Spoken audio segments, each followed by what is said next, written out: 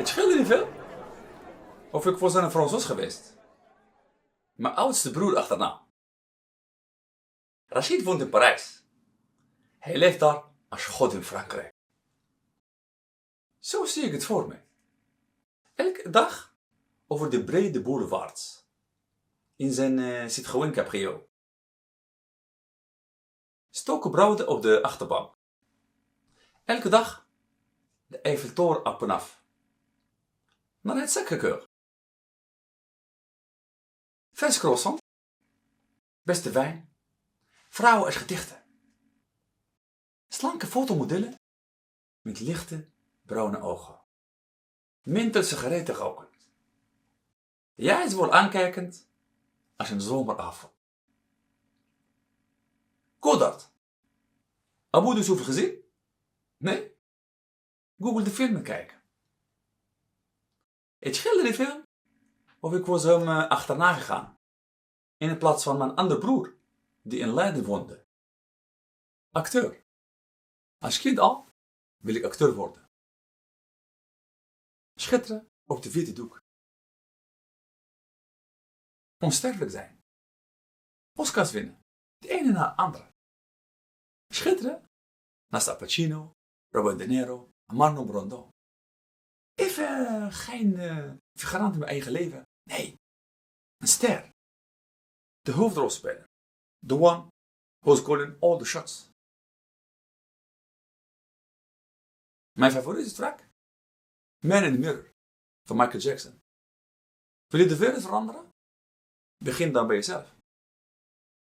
I'm starting with the man in the mirror. I'm asking him to change his way. Vers is de hemel. Een van de 4 koningssteden. Weet je dat niet, hè? De zomers zijn heet en droog. In de winter is de temperatuur zacht. Zacht als je Hollands roomboter. Niks is zo lekker als je Hollands roomboter op een bruine boterham met kaas. Veel kaas. Nee, hè? Die rode fietspadden voor jullie, van ons, die heb ik in vers niet zien liggen.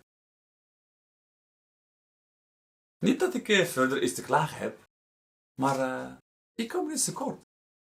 Ik word verwend. Dat wil je niet weten. Er wordt voor me gekookt. Mijn kleren worden gewassen, gestreken en gevouwen. Mijn veters worden geknoopt. Mijn haren worden gekamd. Ik leef als een prins. Alles wordt voor mij gedaan door mijn moeder, mijn zusters en mijn broers. De perfecte jeugd. Nou ja, mijn vader. Net als ik. Een grote fan van Michael Jackson, maar nog een grote fan van de fles. Er moet gewerkt houden. En dat doet hij zeker. Mijn vader werkt hard als een port. Als ik iets van mijn vader geleerd heb, is hard werken als een port. We leefden altijd in de grote huizen. Geen paleizen, maar we komen niet tekort.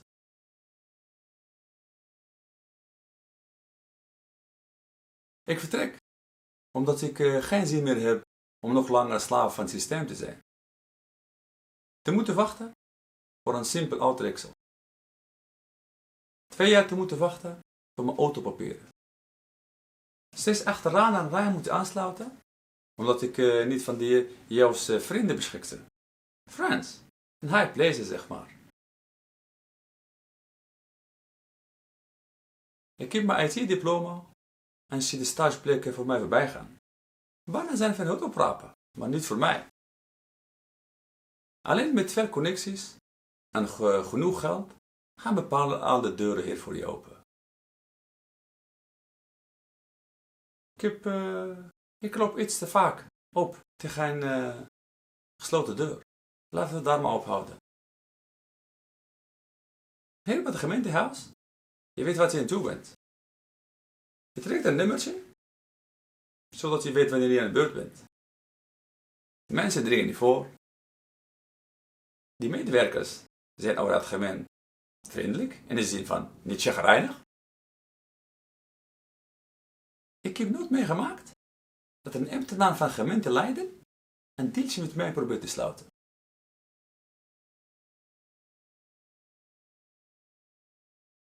You want your auto papers, meneertje? You think it's gonna be this easy? Listen up. I'm gonna make you an offer you can't refuse.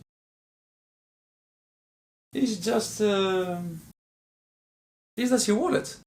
Of you're just happy to see me? Ik ben nooit wakker geworden met afgehakte paardenkop tussen mijn benen. Niet dat ik dat wel in Marokko ben. Nee. Sorry. Ik kijk een beetje te veel film. Soms sla ik een beetje door. Het scheelde niet veel of ik was Fransoos geweest. Het scheelde niet veel of ik hier heb gestaan met een Franse baret op mijn hoofd.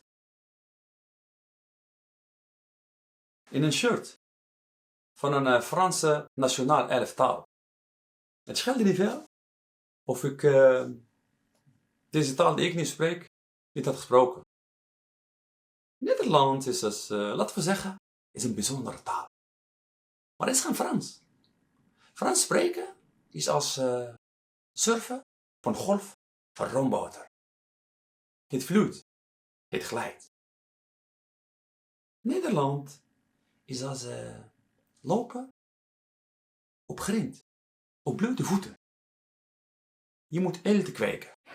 En geloof me, dat heb ik gedaan.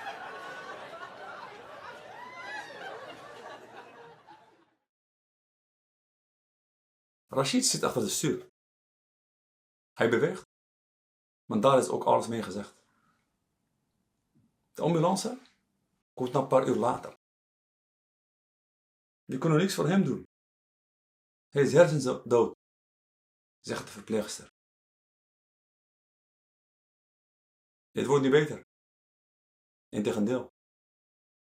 Ik ben mijn broer kwijt. Mijn droom van Parijs prop ik een leeg fles in en gooi ik de zee in.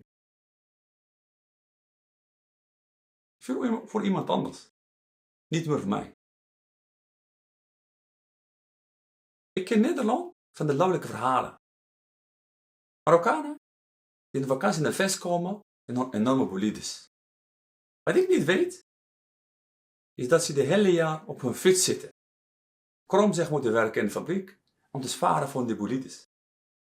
Ik zie ze rijden in hun Mercedes'en, BMW's, die gouden armbanden, Rolex'en, Ray-Bans. En ik denk, daar ligt het geld en het werk voor het oprapen. Wat houdt me tegen? Maar ja, de taal. En ik ken het land verder niet. Maar wacht. Mijn broer. Hij wilde Leiden. Waarom ook niet?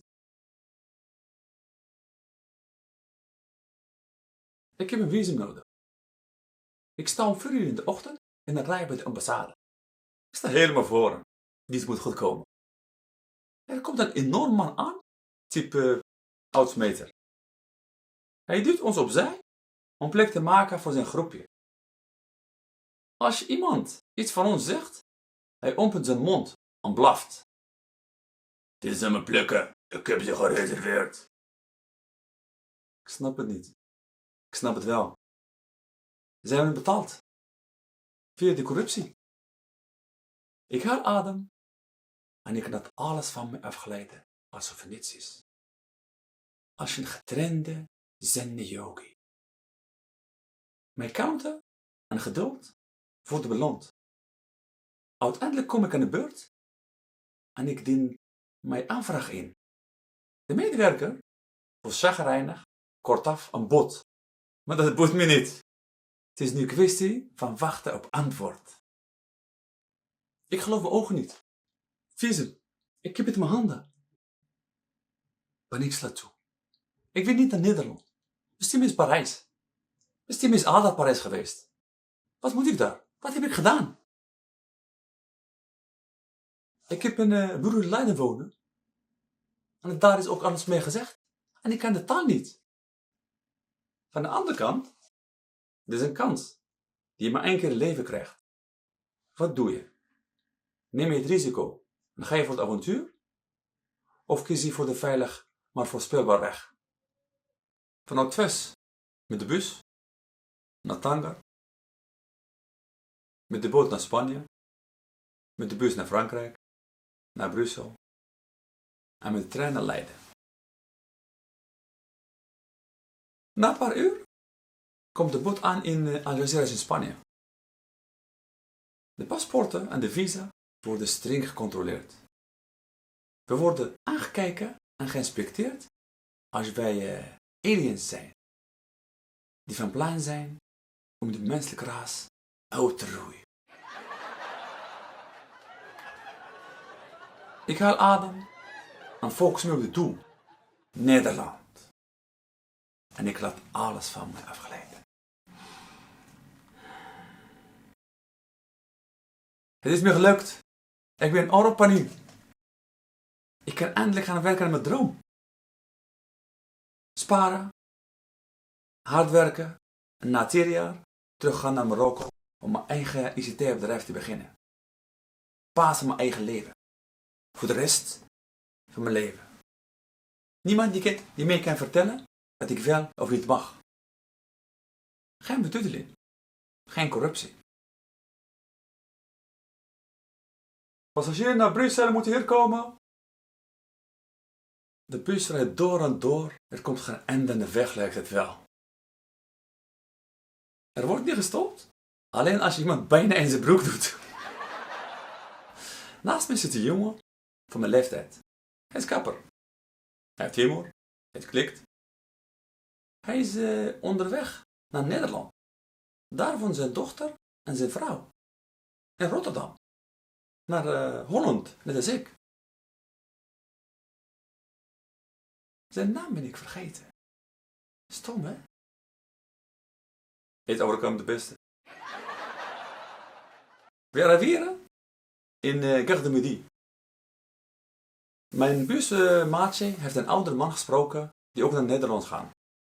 Hij gaat ons de weg wijzen naar Rotterdam. Daar neem ik afscheid van mijn vriend. Ik reis door naar Leiden. We wisselen nummers uit, maar de telefoon ben ik helaas kwijtgeraakt. En ik heb nooit van hem iets gehoord of gezien. Zo gaan die dingen. Je hebt niet alles in de hand. De beginfase in Nederland noem ik de honeymoon. Alles is leuk, fris en nieuw. Je ziet alleen haar goede kanten. Haar billen, haar borsten, haar stralende ogen. Pas als je goed kijkt, zie je de rimpeltjes, de putjes in de dijen. Niet dat ik iets tegen de putjes in de dijen of de rimpeltjes heb. Nee joh, die maken haar mooier, echter. Oh jee, hoe praat ik meneer oud? Je komt erachter dat het geld niet op straat ligt. Dat je taal niet spreekt, dus de mensen niet snapt. Het enthousiasme maakt plaats voor de harde realiteit. Luister, Nederland leer ik pas van binnenuit kennen. Snap je? Op het eerste oog vond ik sommige dingen vreemd. Waarom 1 koekje bij de thee? Gierigheid? Later realiseer ik mij dat het veel handiger is. De rest van de koekjes blijven vers in de verpakking, zodat niemand aan ze kan zitten. Briljant, het Nederland aanval. Waarom 1 blokje kaas? Folie eroverheen en dan afscheid nemen van die kaasplank tot de volgende ronde. Hetzelfde verhaal. Voorkomen dat niemand gaat zitten vrunniken aan die kaas en blijven die blokjes vers. Dat is Nederland.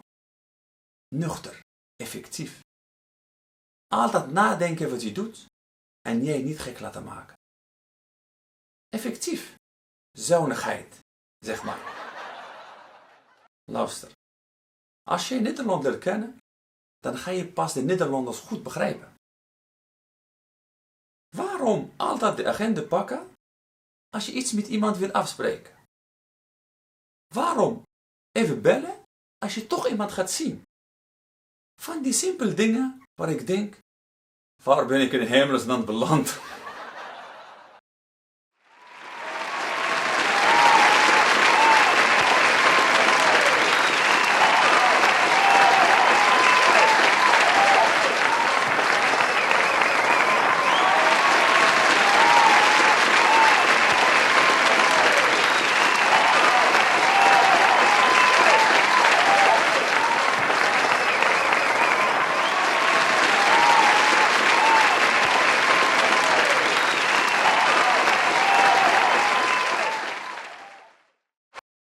Nederland is als lopen op grind, op blote voeten.